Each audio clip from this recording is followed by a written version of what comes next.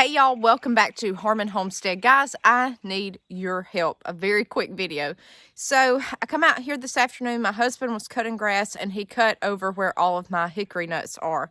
I have been out here for the past hour and a half frantically picking these up because they are all cracked now.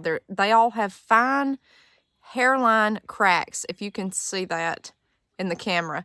Guys, do I need to try to pick the rest of these up tonight? I'm trying to right now the best I can. And my second question is, do I need to put these in the fridge or can I leave these at room temp until I can get these cracked and shelled? I have no clue. I really need your help. Please leave a comment below because I'll show you this basket here. Hey, Bonnie. The whole basket, every one of these are cracked. Every single one is cracked. So I don't know what to do with this once I get these inside. I'm going to try to get the rest, but I have no clue. Should I refrigerate these or leave these at room temp until I can get these shelled? Thanks, guys. Leave your comment below.